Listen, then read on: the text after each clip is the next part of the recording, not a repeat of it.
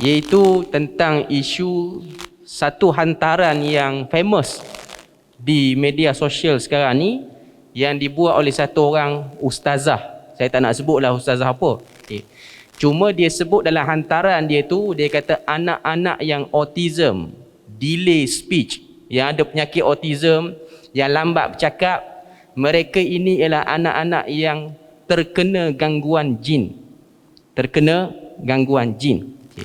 Jadi hantaran itu popular sebab ada page-page kesihatan yang besar di Malaysia, antaranya Public Health Malaysia, dia ada sebut ini ialah bahagian pada stigma autism.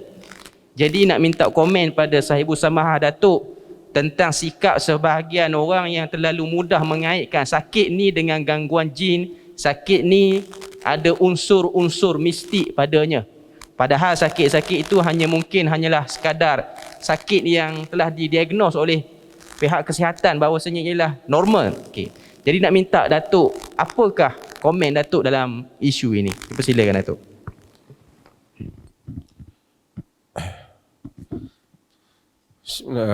Yang pertama ialah kita hendaklah tahu bahawasanya dunia ini darul ibtila, tempat ujian. Orang ni macam-macam kena.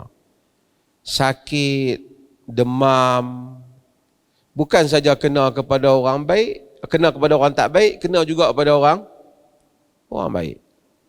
Nabi pun ada tak Nabi yang sakit? Ada. Nabi Ayub sakit tak? Sakit.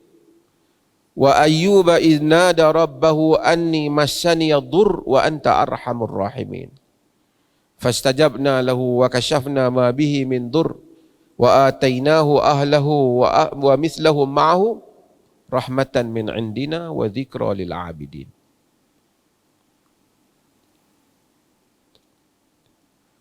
Wa ayyuba idnada rabbah, dan Nabi Ayub bila dia seru Tuhan dia, anni massani yadur, aku ini telah ditimpa dur, mudarat. Sedangkan Engkau yang Maha Pengasih di kalangan pengasih. Allah kata, fastajabna lahu, kami sambut doa dia. Wa kashafna ma bihi min dur, dan kami singkapkan mudarat yang kena pada dia. Wa atainahu ahlahu wa mithlahum ma'ahum, kami berikan kepada dia kaum keluarga dia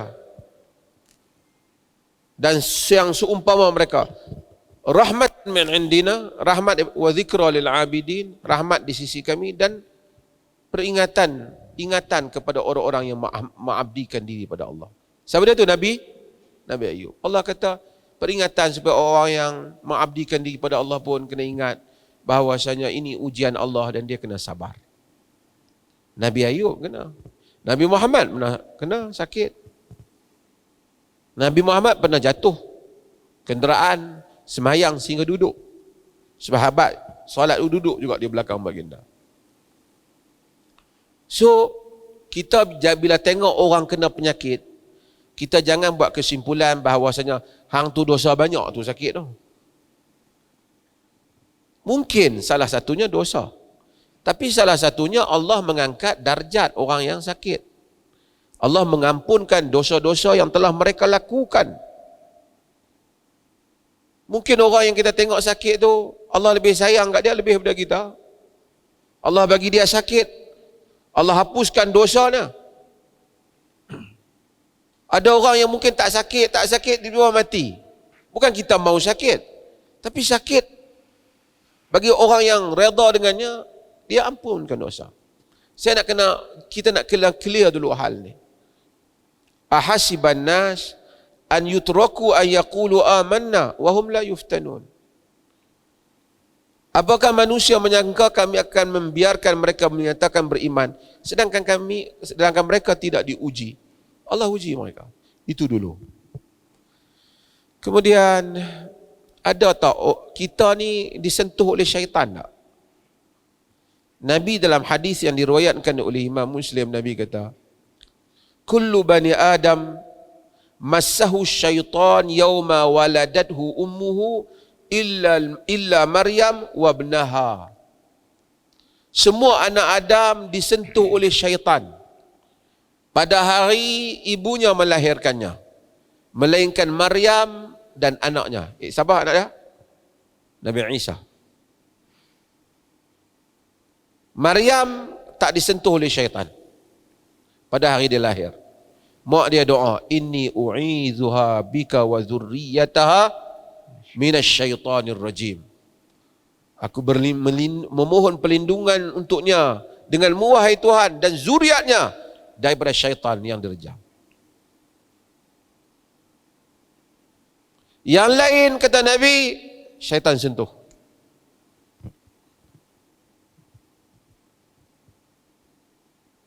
Dan ada juga hadis yang cerita tentang syaitan yang mengganggu orang yang istihadah. Tapi itu semua taklah kata bahawasanya sebab kau ni autism, sebab dulu bersetubuh tak bismillah ke apa. Ini kalau nak kira yang tu, anak-anak orang bukan Islam memang semua tak bismillah, kalau tidak semua autism.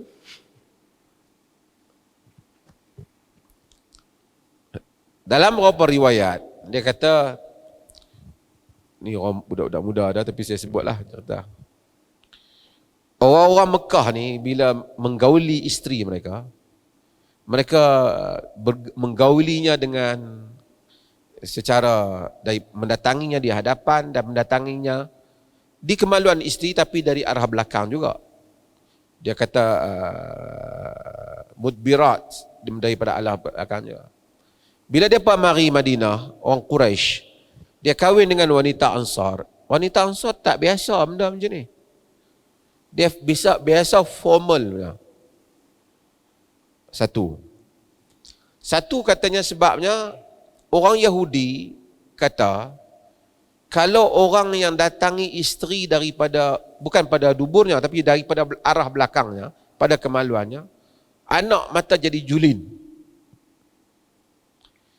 Maka Allah turun, nisa'ukum harsul lakum fa'tu harsakum anna syi'tum.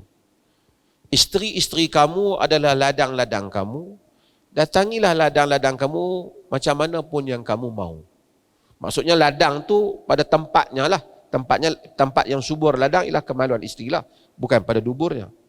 Tapi pemikiran yang seperti itu dulu adalah julin dan seumpamanya. Tapi ini mungkin dia kata memang disunatkan untuk orang baca doa ketika dia menggauli isterinya, tapi tidaklah itu menunjukkan yang jadi autism tu semuanya kerana tidak bismillah sehingga anak jadi autism. Tidak ada dalil yang seperti itu.